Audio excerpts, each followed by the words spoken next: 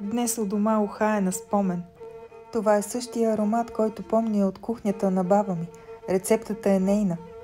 Обожавам този боб с кисело зеле и свински ребра, готвени бавно в глинен гювеч, докато месото само започне да пада от кокала, а зелето и боба са толкова меки и нежни, че се топят в устата.